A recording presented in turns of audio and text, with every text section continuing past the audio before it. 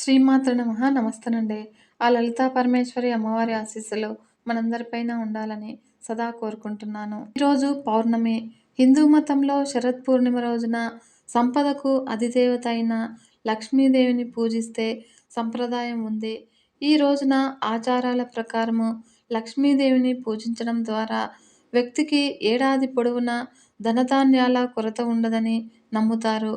ఈ శరత్ పూర్ణిమ రోజున లక్ష్మీదేవిని ఏ రూపాన్నో పూజిస్తే ఎలాంటి పుణ్యఫలాలు లభిస్తాయో వివరంగా తెలుసుకుందాము. మన సనాతన సంప్రదాయంలో ప్రతి నెల పౌర్ణమి చాలా ప్రాముఖ్యమైనది పరిగణనలోకి వస్తుంది. అయితే ఆశ్వయుజ మాసంలో వచ్చిన పౌర్ణమికి మరింత ప్రాధాన్యత పెరుగుతుంది. దీనిని కాముడి పూర్ణిమ లేదా శరత్ పూర్ణిమ అని పిలుస్తారు. ఈ సంవత్సరము శరత్ పూర్ణిమ 28 అక్టోబరు 2023 శనివారం వచ్చింది. హిందూ మతంలో శరత్ పూర్ణిమ రోజున సంపదకు అధిదేవత అయిన లక్ష్మీదేవిని పూజించే సంప్రదాయం ఉంది. ఈ రోజున ఆచారాల ప్రకారము లక్ష్మీదేవిని పూజించడం ద్వారా వ్యక్తికి ఏడాది పొడవునా ధనధాన్యాల కొరత ఉండదని నమ్ముతారు. ఈ శరత్ పూర్ణిమ రోజున లక్ష్మీదేవిని ఏ రూపాన్ని పూజిస్తే ఎలాంటి పుణ్యఫలాలు లభిస్తాయో వివరంగా తెలుసుకుందాము. మనము లక్ష్మీదేవిని అష్టలక్ష్మి అని 8 రూపాలుగా భావిస్తారు. లక్ష్మీదేవిని ఆరాధించిన వ్యక్తికి సంపద, భూమి, భవనాలు మొదలైన అన్ని రకాల ఆనందాలను పొందుతాడు. లక్ష్మీదేవి మొత్తము 8 రూపాల గురించి వివరంగా తెలుసుకుందాము. మన ఛానల్ని ఫస్ట్ టైం చూస్తున్నట్లయితే ఈ వీడియో కనుక మీకు నచ్చినట్లయితే మరియు ఉపయోగకరంగా ఉంది అనిపిస్తే లైక్ చేయండి ఫ్రెండ్స్.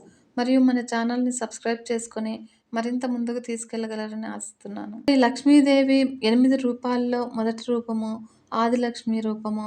హిందూ విశ్వాసాల ప్రకారము ఆదిలక్ష్మిని సంపద అధిదేవతగా మొదటి రూపంగా భావిస్తారు. ఈ శరత్ పూర్ణిమ రోజున ఆదిలక్ష్మిని పూజించడం వల్ల సాధకులకు ఆర్థిక సమస్యలు దూరమై సుఖ సంతోషాలు కలుగుతాయని నమ్మకం. మరియు ధనలక్ష్మి ప్రస్తుతము డబ్బు కొరతను ఎదుర్కొంటున్నట్లయితే ఎంత కష్టపడినా పనిచేసినా డబ్బు రాకపోతే మీరు శరత్ పూర్ణిమ రోజున ధనలక్ష్మికి ప్రత్యేక పూజలు చేయాలి. ఈ అమ్మవారిని రూపాన్ని ఆరాధించడం ద్వారా ఆర్థిక సమస్యలు తొలగిపోతాయని, సంపద త్వరగా పెరుగుతుందని నమ్మకము. మరియు ఐశ్వర్యలక్ష్మి జీవితంలో అన్ని రకాల ఆనందము, విలాసాలను పొందాలంటే డబ్బు చాలా అవసరము. మీరు ఐశ్వర్యలక్ష్మి ఆశీర్వాదంతో సుఖ సంతోషాలను పొందుతారు. హిందూ విశ్వాసం ప్రకారము ఐశ్వర్యలక్ష్మి దేవిని పూజించడం వల్ల సమాజంలో వ్యక్తి గౌరవం పెరుగుతుంది. మరియు సంతానలక్ష్మి కుటుంబ సమేతంగా ఆస్వాదించినప్పుడే జీవితంలోని అన్ని ఆనందాలను అనుభవిస్తారని అంటారు. మీ కుటుంబము ఇప్పటికీ పిల్లలు లేకుండా అసంపూర్ణంగా ఉంటే ఆనందాన్ని పొందడానికి మీరు ప్రత్యేకంగా శరత్ పూర్ణిమ రోజున లక్ష్మీదేవిని పూజించాలి. సంతాన లక్ష్మిని పూజించాలి. మరియు ధాన్యలక్ష్మి ఇంట్లోని ధాన్యాన్ని లక్ష్మీదేవి రూపంగా భావిస్తారు. అందుకే ప్రతి ఒక్కరూ తమ ఇల్లు సంపద, ధాన్యాలతో నిండి ఉండాలని కోరుకుంటూ ఉంటారు. మీరు కూడా మీ ఇల్లు ఐశ్వర్యము, ధాన్యాలతో నిండి ఉండాలని కోరుకుంటే మీరు శరత్ పూర్ణిమ రోజున ధాన్యలక్ష్మీదేవిని ప్రత్యేకంగా పూజించాలి. మరియు గజలక్ష్మి గుర్రంపై స్వారీ చేస్తున్న లక్ష్మీదేవి దివ్య రూపము సాధకుడి కోరికలన్నింటినీ తీరుస్తుంది. అతనికి ఆనందము, శక్తి, కీర్తిని అందిస్తుంది. ఇలాంటి పరిస్థితుల్లో జీవితంలో సుఖ సంతోషాలు, సౌభాగ్యాలు, అన్ని రకాల పదవులు పొందాలంటే శరత్ పూర్ణిమ రోజున గజలక్ష్మీదేవికి ప్రత్యేక పూజలు చేయాలి. మరియు ధైర్యలక్ష్మి సంపద దేవత ధైర్యలక్ష్మి రూపము సంపదతో పాటు వ్యక్తికి బలము, ధైర్యాన్ని అందిస్తుంది. హిందూ విశ్వాసం ప్రకారము ధైర్యలక్ష్మి ఆరాధన ఆ వ్యక్తికి ఆత్మవిశ్వాసాన్ని ఇస్తుంది. ధైర్యలక్ష్మి తనను పూజించిన సాధకుడి జీవితంలో సుఖ సంతోషాలను, సంపదను కూడా ఇస్తుంది. మరియు విజయలక్ష్మి ప్రతి ఒక్కరూ జీవితంలో ప్రతి రంగంలో విజయం సాధించాలని కోరుకుంటారు. దీనికోసము ప్రతి వ్యక్తి చాలా కృషి చేస్తాడు. అయితే విజయలక్ష్మి ఆశీర్వాదం పొందినప్పుడే అతని ప్రయత్నాలన్నీ విజయవంతమవుతాయి. అటువంటి పరిస్థితుల్లో ఈ సంవత్సరము శరత్ పూర్ణిమ నాడు విజయలక్ష్మి దేవిని పూజించడము మర్చిపోవద్దు. లక్ష్మీదేవి మన ఇంట్లోకి వచ్చేటప్పుడు చెప్పే వస్తుంది అంటారు. అయితే ఈ సంకేతాలు కనిపిస్తే ఇంట్లో సంపద వర్షం కురుస్తుంది. సంపదకు అధిదేవత అయిన లక్ష్మీదేవి ఆశీర్వాదం కోసము భక్తులు ఆమెను పూజిస్తారు. తద్వారా లక్ష్మీదేవి ఆశీస్సులు తమపై నిలిచి ఉంటాయని ప్రగాఢంగా విశ్వసిస్తారు. మరి లక్ష్మీదేవి తమని సిరి సంపదలతో ముంచెత్తుతుందని, ధనవంతులను చేస్తుందని, లక్ష్మీ అనుగ్రహం పొందడానికి తెగ పూజలు చేస్తూ ఉంటారు.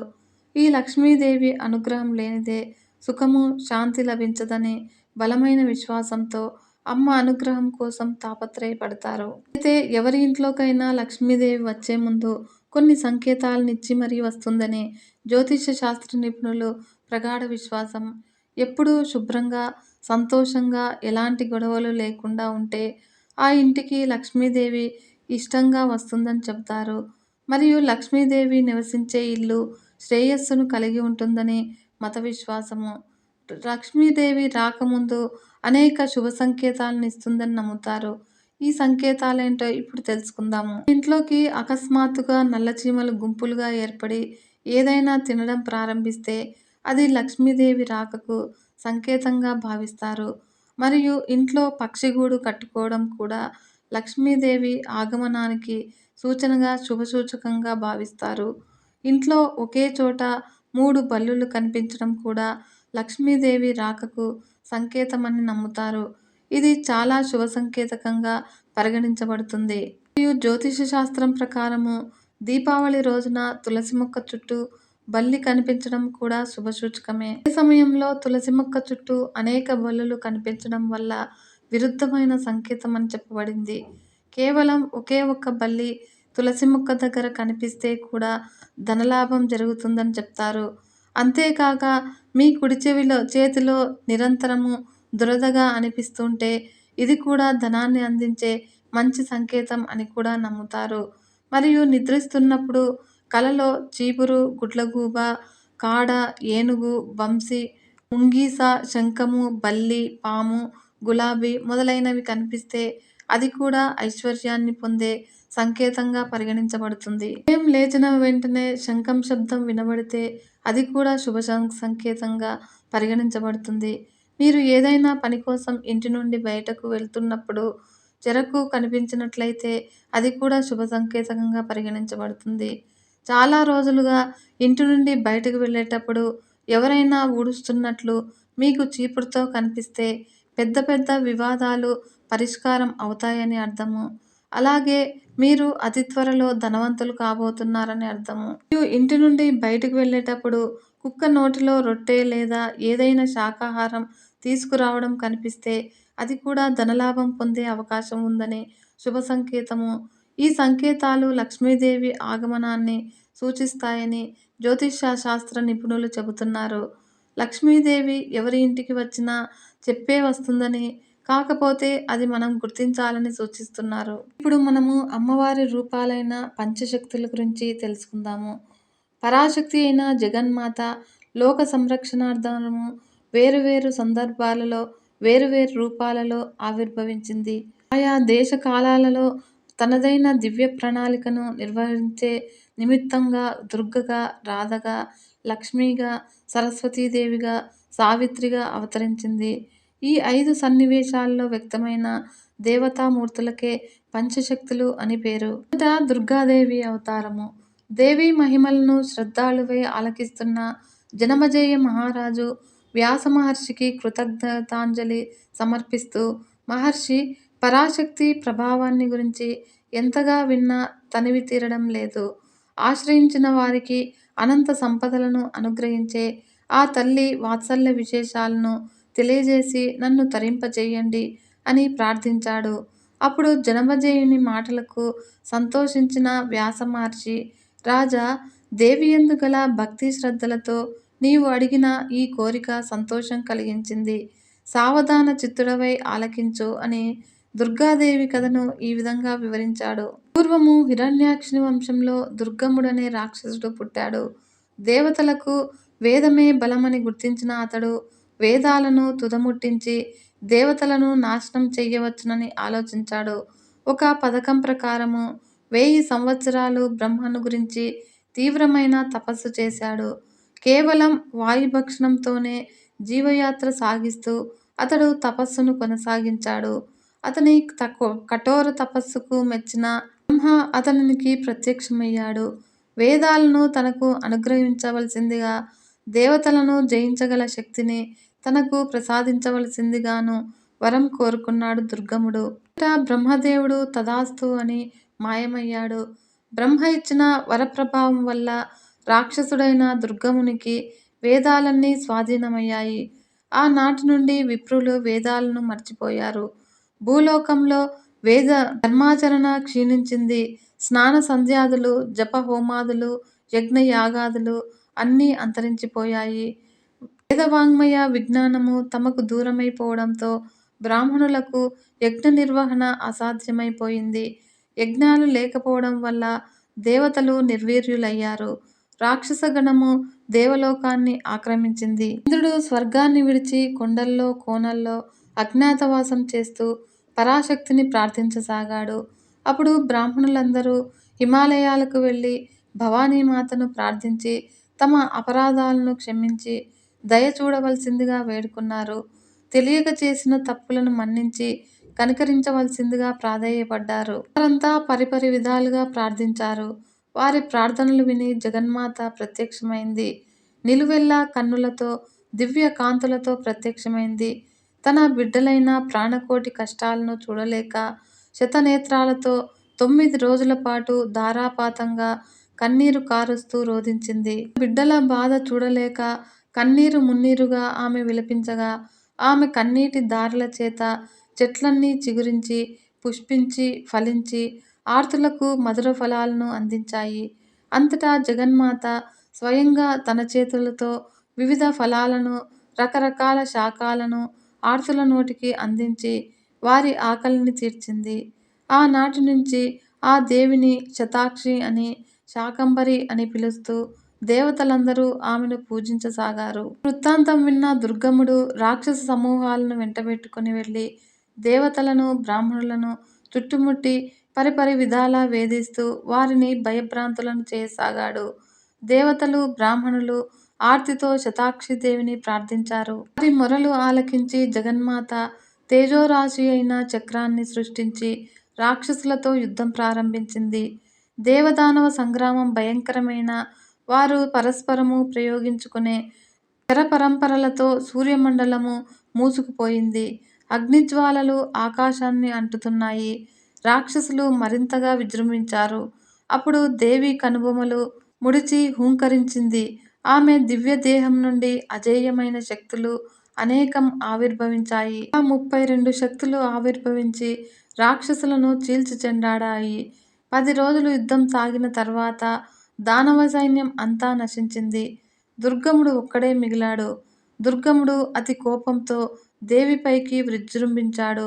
అప్పుడు శతాక్షిదేవి తీక్షణమైన చూపులను ప్రసరింపజేసి దుర్గమునిపై బాణవర్షం కురిపించింది. దుర్గముని రథాశ్వాలను, సారథిని వధించింది. ఆపై మరో 5 బాణాలు ప్రయోగించి దుర్గముణ్ణి సంహరించింది. అప్పుడు దేవతలు, త్రిమూర్తులు ఆ దేవిని పరిపరి విధాలా ప్రార్థించారు.